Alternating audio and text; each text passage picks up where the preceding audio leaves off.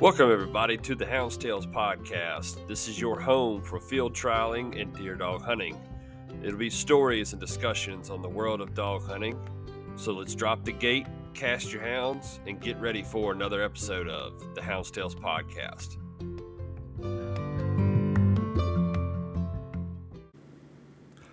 The Hounds podcast is proud to partner with Outdoor Dog Supply yet again for the 2026 year.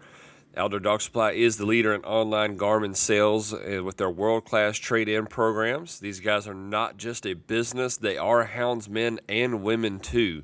They test their products out there in the field and put them to the test every day during hunting season and field trial season, guys. Get the latest in garment equipment, stay locked and ready with field trial equipment, collars, leashes, and so much more. Visit their website today at outdoordogsupply.com, and we want to thank Outdoor Dog Supply again for their support, not only for the podcast, but for field trials across the country, our help in fighting to keep our rights as houndsmen and women across the states. And when you're looking for your next purchase and equipment, keep Outdoor Dog Supply in mind. Now, let's get this episode going, guys. Welcome, everybody, to the Hounds podcast. On this episode, I'll be riding solo again.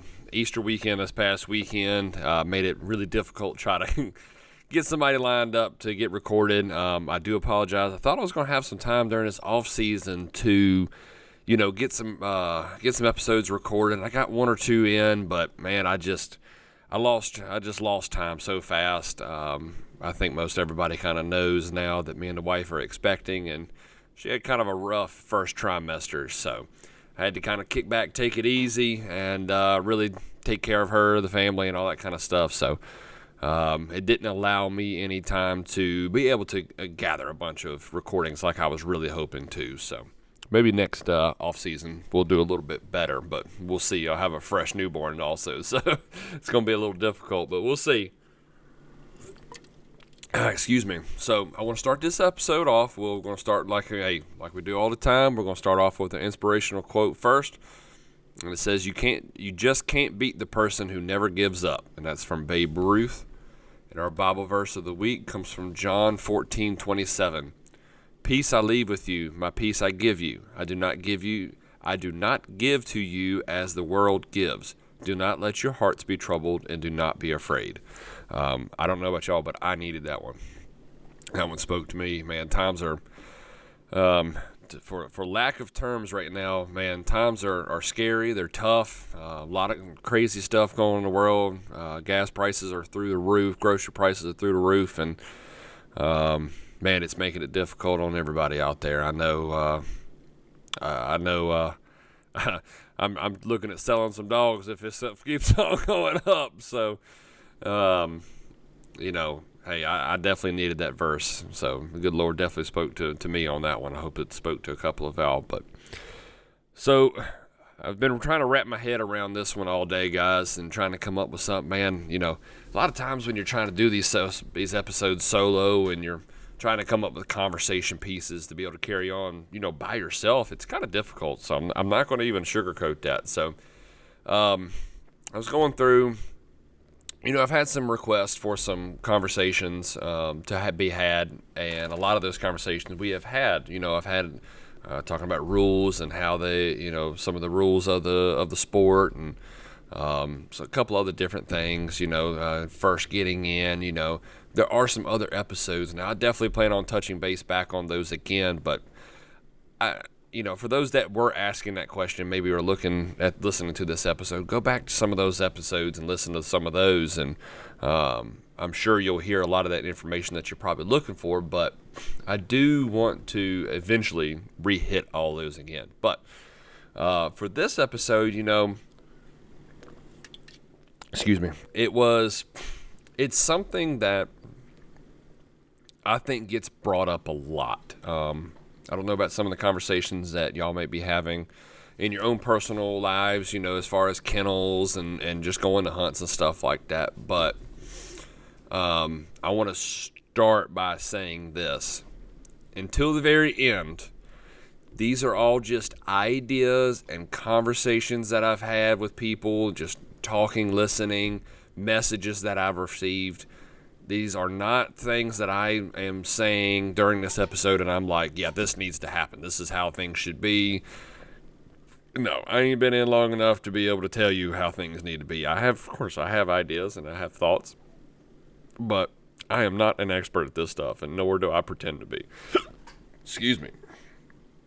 But these are just talking points and conversations that I've been having with people amongst the foxhound world, whether I'm judging out in the field or, just at a hunt, shooting the breeze with somebody, a conversation on the phone, whatever the case may be. But it's finding a balance in this sport. And I'm specifically talking about field trialing, guys. Talk competition, fox pen, coyote pen hunts, making champions, winning clocks. The sport is advancing. It's advancing fast. Heck, it's advanced in the past since I started 5 or 6 years ago. Y'all bear with me on these little pauses. I'm drinking some Red Bull. We ran last night and I'm on lack of sleep, so I'm trying to keep motivated to get through the rest of the day. But this sport is advancing so fast. I mean, I remember when I first got in. You go back to some of these early episodes, talking to some of these guys that have been in it for a long time, and the thought process behind beating half the field was just having your dogs in shape. If you had your dogs in shape to any hunt you went to, you beat half the field. When I first got into it, you had your dogs in shape, you probably beat 80% of the field. Now having your dogs in shape, you're stacked. I'm sorry, I said that wrong just a second ago. If you have your dogs in shape, you beat only 20% of the field. You're part of that 80%. Now it's everybody's in shape. Every dog that you're running against, for the most part, give or take a few stragglers, most of these dogs are in shape. But that's not what the conversation is about today. The sport is advancing so much, and it's getting more fierce. It's getting more competitive. It's getting more money driven is the phrase I'm gonna use right here. It's driven to the point where it's getting more and more and more expensive to go to hunts. And I'll touch base into this. We're going to talk about it all. Yes, I know there are hunts out there that you can still go to for a multi-day hunt and maybe only spend $100, per dog now. Or maybe it's 125, 150, or maybe you still get lucky and find some of those $75, $80 hunts, Great, awesome. That's, hey, that's my playing field right there.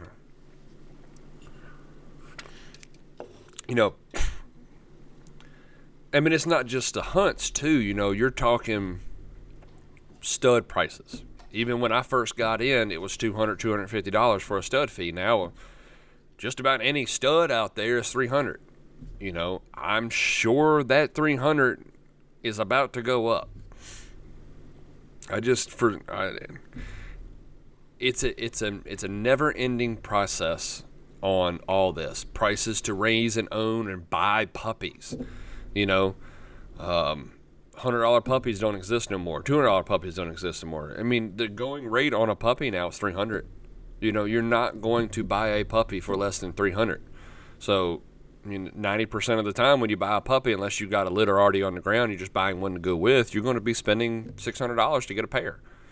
So, you just kind of, it's a lot of money behind this, and the way things are nowadays, $600 on the common man is tough. It's hard.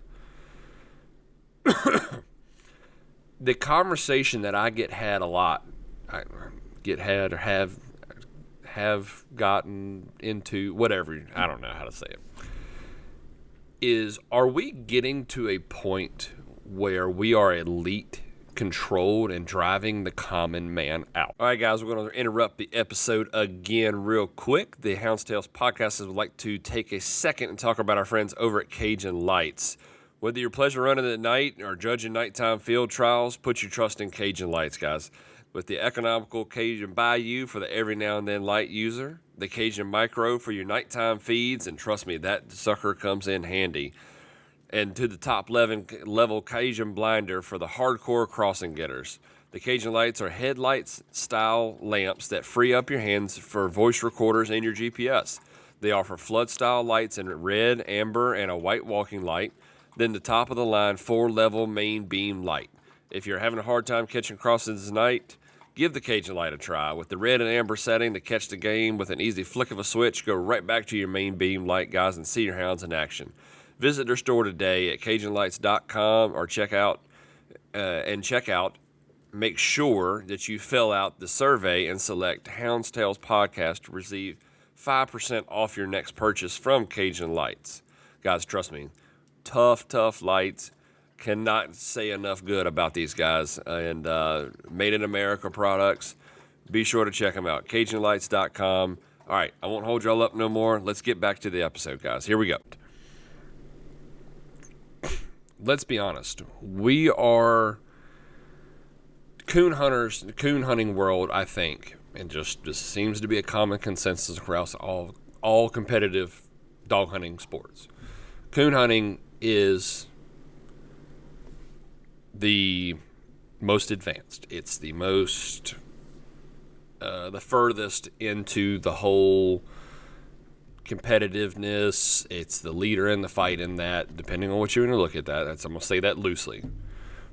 It's, you're talking $5,000-$6,000 entry fees per dog. Now, don't get me wrong. I understand that. Trust me, don't preach to the choir here when you hear me say that, because I know they're only running one dog or two dogs versus running 10, 5, 6. It adds up. But even if you go to $150, $175, heck, the Masters, one of the biggest hunts of the year, is $175 a dog. And it would take, 30 dogs to go to even be around that, So, we're a long way from, thank God, a long way from that. We're a long way from, I say a long way. I think we're still a little bit away, little ways away from the idea of handlers and guys that are paying people to handle their dogs to go after big money hunts. Is it possible it's coming down the pipe? Sure. Why not? The right people get into it and say, hey, I want the recognition, I just don't want to do the work, and they start paying people up. I can tell you what, till I start making some good money of my own, if we get into that point, sign me up. I will be your handler. Come on. Well, I'll do it. Pay me. But but the question does get asked a lot, and I think it's worth the conversation to be had. Are we getting elite controlled? Are we getting to the point where it's only the guys with their own business, or they're guys that are inherited a bunch of money, or and I'm not calling anybody out right there. I'm not calling anybody out on either one of those things. I'm just saying, these guys, very successful people. And that's, again, I'm not bashing anybody. I wish I'd have had a better career path and done better with my life starting out, But are we getting to the point where only the very successful are going to be able to compete and be recognized in this sport? A lot of people look at your kennel of the year, your hound of the years, and say, man, if I could take and run as many times as so-and-so, then maybe I could, if I got a dog that goes down there and places in the 3 hunts that I'm able to run a year, but I'm not even anywhere close to being considered in the Kennel of the Year, Hound of the Year, which is fair. This is fair. It's the way the points are set up right now. It's the way it's all set up. If you don't get to as many hunts, that's just how it is. It's life. It sucks. It's tough. Maybe you got a dog that deserves to be Hound of the Year for this year, but you're not able to take off of work and go to 1 3 day a month from February to November or December, or never miss a month, whatever the case may be.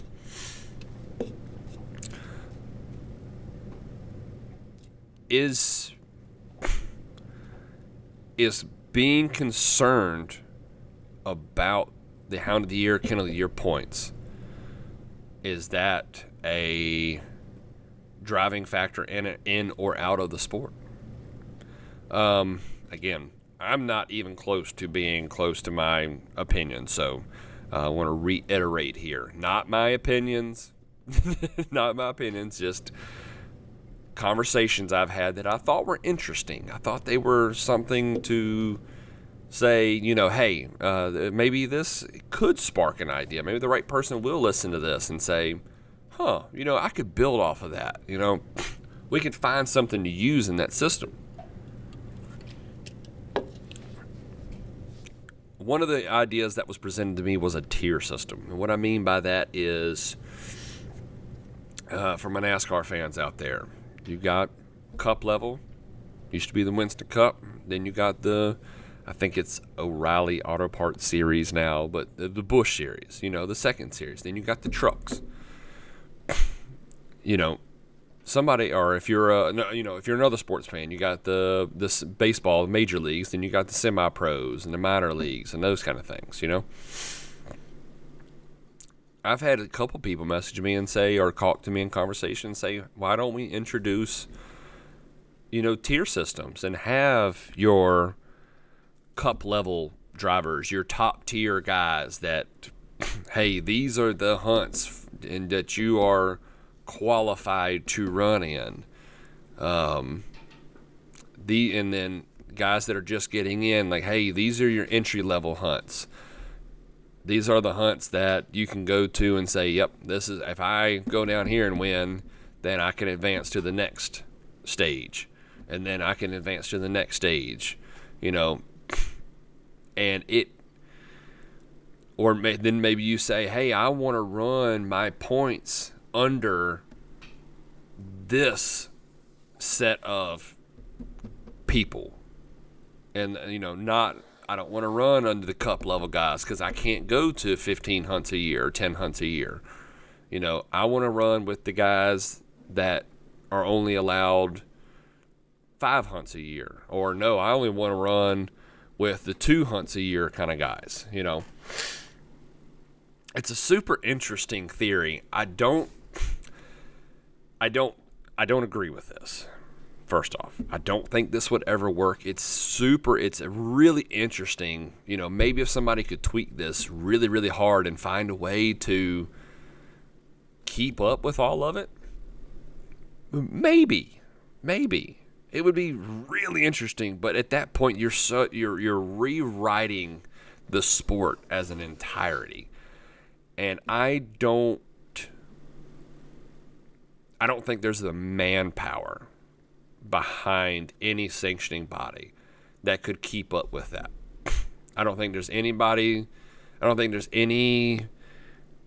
sanctioning body that could enforce that kind of thing. That's why I just don't think that idea is ever going to take off until the Masters or the Nationals is as big as UKC or PKC and can pay people, X amount of money to a good living wage in this crazy, in this crazy world we live in now, till they can pay 30 people a good living wage to keep up with it and travel and all that stuff. I mean, we're not even close, guys. We're not even close. So that's one of the things that I think is forgotten. I'm going to sidetrack I'm going to rabbit trail just a little here. I think that's one of the things that a lot of people kind of forget is that we want. And when we call the Masters or we call the the Chase, we want instant satisfaction. We want it now. We want our papers next week. We want you to answer the phone, period. These organizations are probably ran by a handful of people. Handful. I don't know that for fact. I don't know. I don't keep up with how many employees or whatever the case may be. I don't know who's getting paid. I don't know what's getting paid. I don't know. Hunter's Horn, I don't know. I would say I could not imagine that the Chase or the Hunter's Horn have more than a dozen employees. So I think that's one of the things you got to remember when we are expecting so much. And if that's the case, then more money has to be dumped into this sport. More money has to be dumped. So either you kind of live with what you got or get ready to fork over money. I don't know how the PKC and the UKC do it, where they have however many people they have working for them, and they can do all this stuff and shell out money all over the place and keep up with all these stats and these deals, earnings per dog and all that kind of stuff. It's awesome. I love it. I wish we did. Heck, I would love to have that job. Pay me. If anybody's listening, Chase or Hunter's Horn, and you want to take advantage of that, let me know. But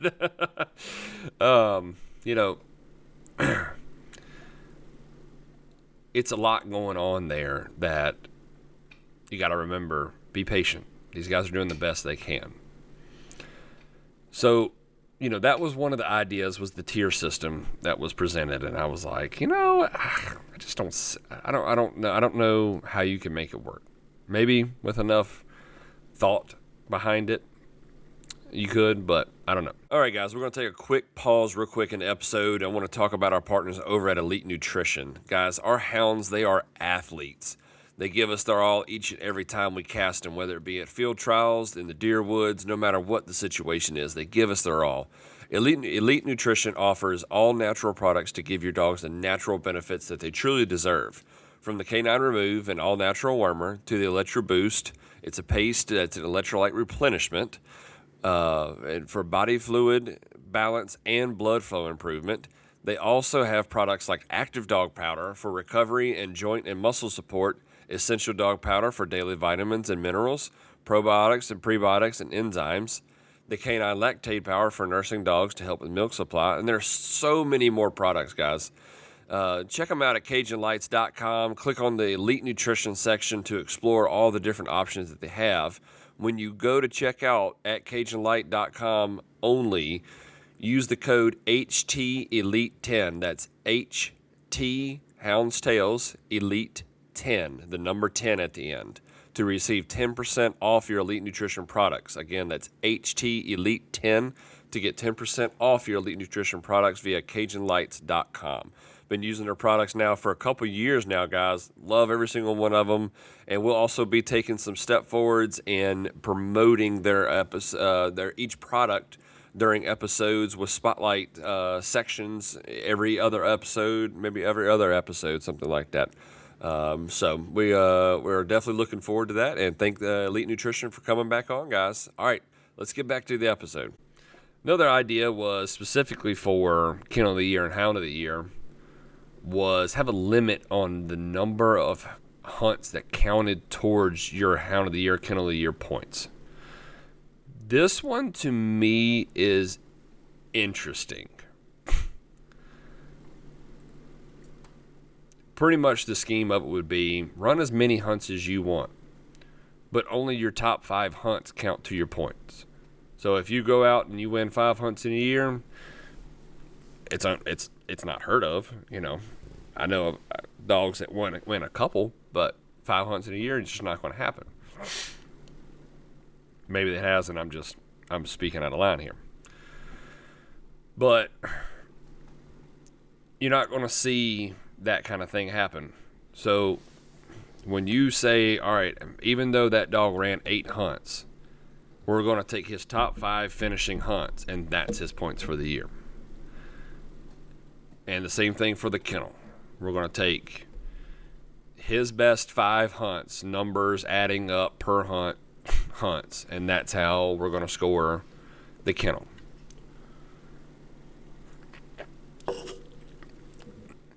This one has potential. This one has a lot of potential. I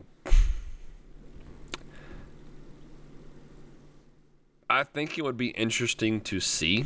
Again, this is another one of those ones, like I said just a minute, man, it would take another hand in keeping up with this. It would keep another person of data logging and checking numbers and being behind the scenes and getting all these numbers and getting all these scores and all that kind of stuff. You know, you're talking a lot of work for somebody. It would probably pretty much be somebody's full-time job just to strictly do that. And I do want to mention everybody that is involved with the nationals and the chase and the hunter's horn and masters. Hats off to y'all. Thank y'all everything for everything that y'all do. Y'all are awesome and y'all keep the sport going.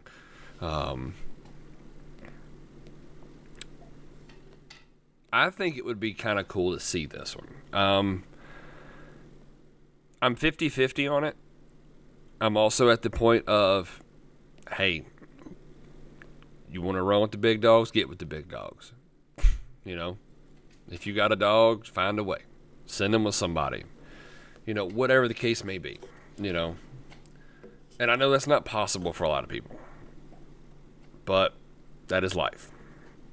So I'm kind of on the fence. I do think it would be kind of cool just to see it. I think you're talking it would tighten up the points. It would give the common man a chance to compete with kennels like Brandon, like B&B. And this is not, please, for the love of God, if anybody's listening, this is not an anti-B&B podcast. This is not an anti-B&B podcast. This is just shooting the breeze. Me and Brandon are chill. I like Brandon. Brandon, hey, it's hard to beat the man. He's doing everything he can, and if I was in his situation, I would be doing the same exact thing. You know, keep killing it, dude.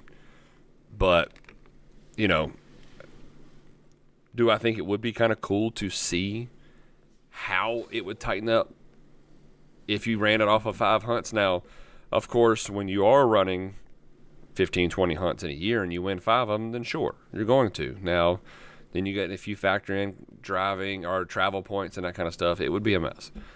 Do I think it could work? Maybe. But do I think it will ever be implied? No, I just don't see it. I don't see how you could do it.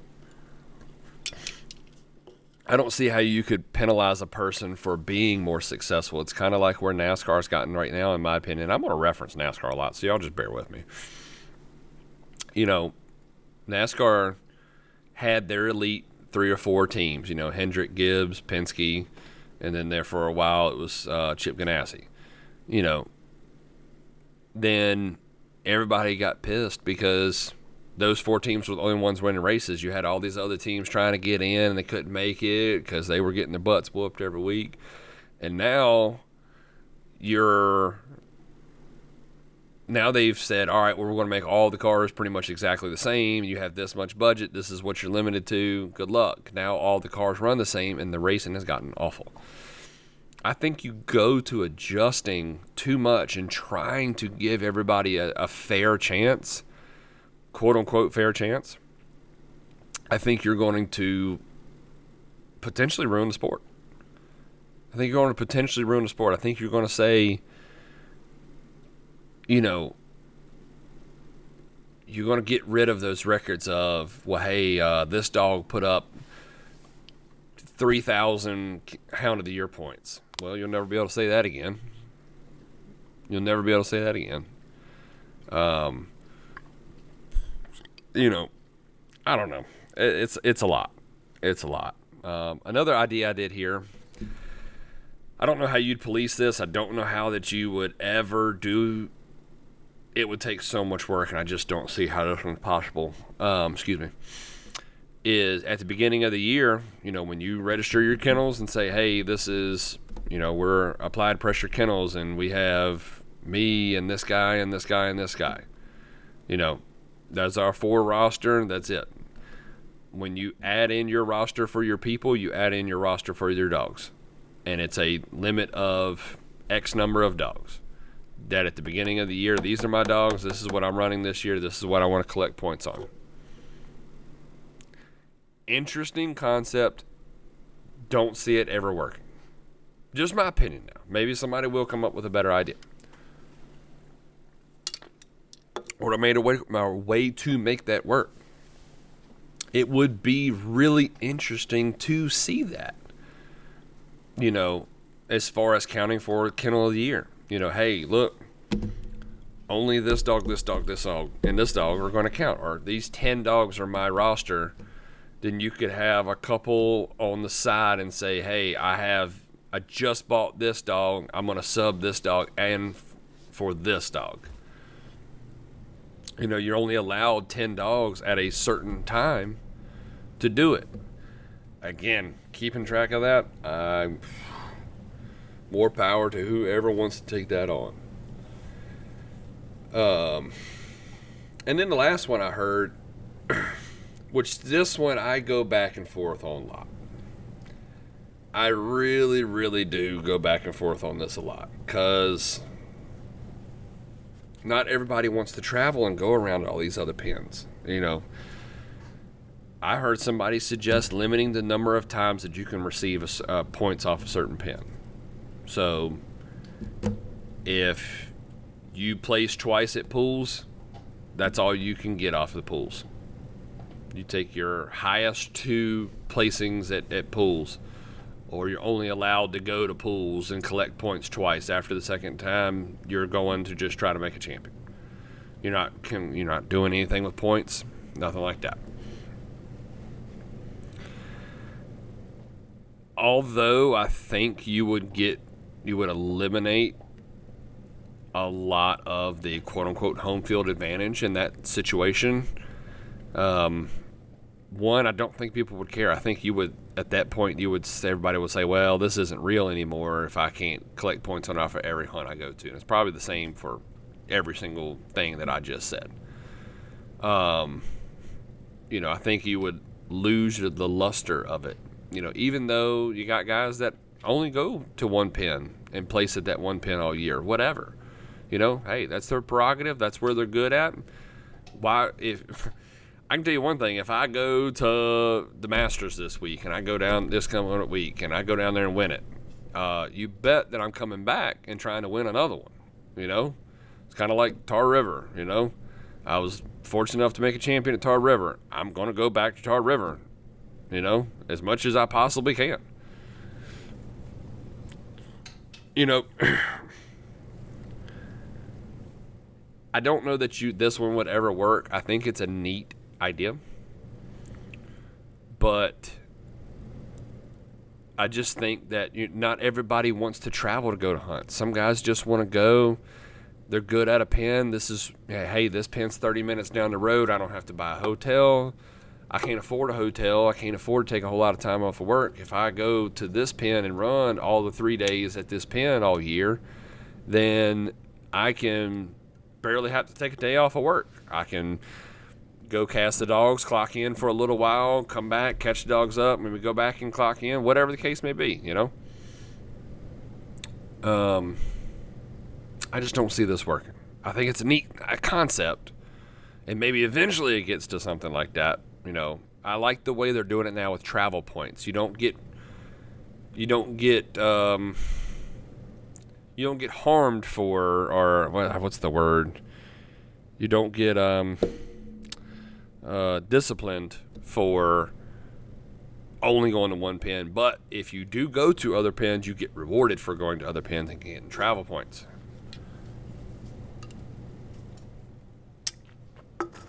It's such a neat concept. It really is. And I think they have that really nice. I don't know that this only receiving a number of times in a pen works. You're looking for dog hunting apparel to rock to your next event? Visit dogtight.com and check out the lines of shirts, hoodies, and hats just like this one up here on my head that I'm wearing right now. With looks that fit our style, comfort that is unmatched, and supporting another houndsman as well, get your Dog Tight swag today and use the discount code HoundsTales15. That's HOUNDS TALES, and the number 15 at the end to get 15% off your order. Now, let's finish up this episode, guys. I promise, right here at the end of it. Thanks, y'all, for holding on tight with me.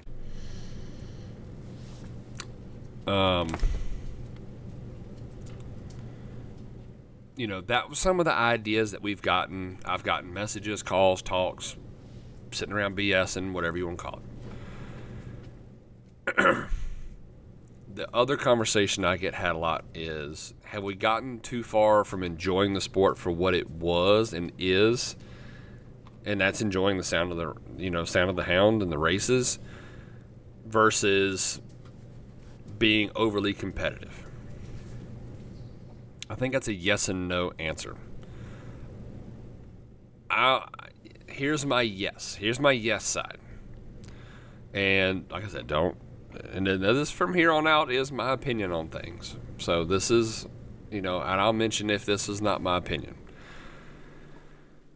I even find myself sometimes looking at all the hunts coming up and looking at this and saying, well, I can drive 3.5 hours to go to this hunt and pay $100 a dog, and I'm going to get, there's no prizes listed. So at that point, you're kind of expecting leads, bags of dog food, maybe a collar for first. Nothing wrong with that. I'm not talking crap. Then I'll look at another hunt, and I can drive an extra 45 minutes down the road for a $200 entry fee, but it's a chance that I win a tread, 15 bags of dog food, 2 TT15s, or 25, excuse me, a canopy, a chair, and a boom box, whatever the heck, whatever. It's a laundry list of prizes for $100 more an extra 45 minutes driving. Well, naturally, you're going to gravitate and say, well, I'm going to take my best dog down there, and we're going to see what we can do. I find myself very much looking at the prize list versus what should truly matter, and that's just going down there to compete, going down there to win, going down there to make a CH or bring a clock home. I don't personally. I think sometimes people do look down on some of the cheaper hunts. Say, oh, well, that hunt wasn't as prestigious, so even though, yeah, you won, it's just the X and X hunt. Call me when you come run the Top Gun, or you come run the World Cup. Call me when you do that, when you win down there. Don't ever degrade the smaller hunts. Those people are doing it for a whole different reason. I try to pay attention and not let myself get so far wrapped up into it that I'm like, yep, I'm only going to go down if it's worth it on the prizes. And it's really hard not to sometimes. When you're spending all this time, all this effort, all this money, and you look at a hunt and you're like, ooh, shiny, pretty, obviously that's going to be the one you gravitate to. Like a fly to a light. You're going to immediately start going towards it. I try to remember to go back and follow the roots of the sport, the roots of why this all began, and, get after it, for those things. So, and here's my no behind the question, and the reminder of the question was, have we gotten too far away from the sport of what it was and is, and getting just too far away from that? Here's my no. This is a sport, guys. We can call it and sugarcoat it all we want to. This is a sport. We're here to compete. We're here to beat you. When I go to a hunt, I'm going to shake your hand. I'm going to be your best friend. I'm going to conversate and have a good time. If you need something, call. Hey, if I got it in my box, I'll sure enough let you borrow it. Whatever you need. But I'm also there to beat you. And when I win, I want to win something. I want to win something good. I want that recognition. I want that extra little bump. I want that extra little hit on something. I want to get good cow cut of money. I want to come back home with a box full of freaking collars and something that I can put up at the next hunt and say, hey, I was fourth at this hunt. Guess what? Yep, only 3 dogs beat me. Whatever the case may be.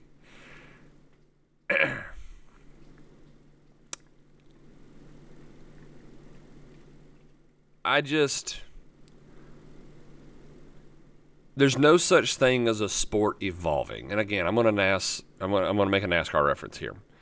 There's no such thing as a sport that doesn't evolve. Look at NASCAR. NASCAR started off with moonshiners that got together and said, "Hey, if we're going to do this, let's get it sanctioned. Let's make a thing." And we started off in a car that you can go to the dealership down the road, pay $1,500, yank all the seats, trim the metal down, whatever. Put some exhaust, cut the exhaust off of it, and we're going to hear re-racing. I'm gonna skunk you out in this, 44 Plymouth, whatever the heck. That was where NASCAR started, and now it's evolved over decades and decades and decades of, now we're all the same car. It's fiberglass bodies. You can't just go buy one of these cars. It costs $200,000 to go and successfully in a nice car run the Cup level. Million dollar industry. So we've gone from a bunch of good old boys, which everybody in this sport's a bunch of good old boys, and girls, no matter what you think, You got all this going on. It started from the good old boys just getting together and competing, putting some numbers on some dogs, and going out there and seeing who's the best, to making a sanctioning body. And now we're running for points. Now we're keeping records. Now we're keeping this. Now we're doing this. We're slowly evolving, guys. It's up to you to keep up and hang on. It's up to you. Every sport does it. I don't care what it is. If you're competing, there's going to be things that happen are like, yep, hey, this happened. We need a rule change. Yep, this happened. We got to do this different. Yep, the world has changed and we can't do this anymore. I mean, I bet you could probably count on your hands and toes and your hand and feet, whatever, how many outside 3 days there are a year now, when that was primarily what they did 40 years ago, 50 years ago. The world, the sport evolves. You've got to keep up. And it's tough. It sucks. All right, guys, another quick break real quick. The Hounds Tales podcast is proud to partner again with Low 10 Outfitters. If your kennel is looking for new apparel to rock to the next field trial, look no further than Low 10 Outfitters. They offer shirts, hats, hoodies, coats, and other accessories with custom logos for your kennel or your hound on it to go with it. With top quality merchandise and long-lasting quality, you can't go wrong with Low 10 Outfitters. And very soon, actually right now, we are offering Hounds Tales Podcast apparel on their website at low10outfitters.com. So please go by and check it out. There's a whole section in there under in one of the tabs as for the Hounds Tales Podcast. Get shirts, hats. We're talking about maybe adding some other stuff, but need to see if we can get some movement on the shirts and hats to start. But also, if you're looking for trophies for your next field trial, be sure to check Low 10 Outfitters out as well. So these guys have been great to deal with. Mr. Gonzalez and them, they do a great job, fast turnaround, top quality equipment, and you just can't ask for better, guys. I want to thank them again for coming on board with the Hounds Tales podcast, and I won't hold you all up anymore again. Let's get y'all back to your episode, guys. So here is my overall opinion on this. I think we're at a really, really nice spot in this sport, and I hope to the good Lord above that we stay pretty close to this. Sure, I think some things could probably be tweaked. I think some things, maybe, I don't know what. I really like where we're at. I think the rule sets are nice. I think everything we got going on is nice. I do give a hard time about some of the scratches. Cover track. Excuse me. But I think we're in a really nice spot. You still have your hunts that you can go to and make a champion and say, and only pay $80, $70, $75. Those hunts are still out there. Very rare, but they are still out there. You can go to these things and spend $150 and go to a hunt and whatever the case may be. But you also have your big ones, your $300 entry fees, your $500 entry fees. I mean, heck, I think the Foxtail hunt's what, $1,000 this year. You got your $1,000 entry fees. It's stuff happening like this all the time, guys. Get your feet wet. If you're listening to this and you're getting into the sport, you don't have to go all in and go to $1,000 hunt. You don't have to go to a $400 entry fee buggy hunt. Go to just a normal hunting club hunt. Go get your feet wet. Go see how your dogs look against a crowd. Go do that first. Don't go to don't save up for 3 months to take one dog to a $400 buggy hunt. Get your tail waxed because you're out calibered, yeah, whatever, and then give up on the sport. No.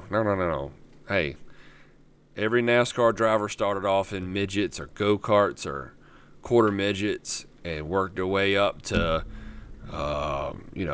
street stocks and modifieds, and then late models, then open wheel modifieds, and then got into the truck series or the ARCA series, then you got into the Bush series, then you made it to the Cup level. Don't just Cletus McFarland this thing, and because you got a little bit of money set aside, don't just jump up into the ranks and think you can play ball. That's a whole nother subject. Don't get me started. But get your feet wet. Get into some of these lower stakes hunts. Get into some of these hunts that, you're paying $40 entry fee for a 1 day or $100 entry fee for a 3 day. Go get your feet wet. That's what I'm still doing. Heck, I'm 6 years in, and I'm still too nervous to spend. I think I have some decent dogs now, but I'm still too nervous to spend $300 a dog on going to these hunts. I'd rather take the $300 and go and buy 3 dog spots than take one dog, one hit to a big hunt and only have one bullet in the chamber. Just my opinion. Not saying I'm right, not saying I'm wrong. I have differing opinions on that. But I don't know, and maybe it will. Maybe this sport has gotten to its peak. And if it is, that's great. That's great. I think this sport right now is at a time where people can come in and they're not afraid that they're looking at the results or they're looking at the hunts coming up and it's nothing but $10,000 entry fees for, whatever the case may be. They're like, oh my gosh, I got to take out a second mortgage to go run a hunt. They're looking and they're saying, okay, they got these big ones, but I don't see, I still see some of the hunts that I can go to and I'm not afraid to go to. I think we're at a really good spot in the sport, and I hope we stay pretty close to this. If we advance a little bit more, sure. But I hope we stay pretty close. So, I've rambled on for a good little while, guys. I will say I'm going to wrap this up right here, guys. Definitely appreciate y'all listening so much. I'm working on getting some guests. I'm trying to send some messages, get up with some people, get some stuff lined up. I got some really cool guests lined up. Well, not lined up, but I'm talking to, just trying to get schedules down. Next week, I will be at the Masters. So we're going to see how this weekend goes. We're going to see how this week goes. I may actually delay an episode, or I may not even have an episode next week. I may just kind of either do a late week episode, or I may double up next week on it or something the following week. I don't know. We'll see. Hopefully I can get with somebody this week and we'll get an episode recorded. I will also be down at Tar River for a one-day hunt this week. I'm very excited to get down there and get to maybe go down there and get skint. But we're going to go have some fun. Taking me and the kennel are taking a handful of dogs down there and see if we can't make some noise, and then turn around the next week and go to the Masters. So I've got a busy busy week or two coming up. So very excited. If you're going to be at either one of the hunts, come see me. Love conversations. Love hanging out. I'll be at the banquet. I'll be down there bright and early Wednesday morning to next Wednesday for the draw. Can't wait. Looking forward to it. The first Masters hunt I've ever ran, like the Masters. Of course, I've ran Master hunts, but this is the Masters. So I'm very excited. Even if I go down there and get my tail drug around all weekend, I'm very excited to come back or go down there and compete. So hope to see y'all there, guys. And, hey, thank y'all for bearing with me on another episode, just me. So, all right, everybody. Thank y'all so much for listening. And then we'll catch y'all on the next one. Like always, guys, happy hunting.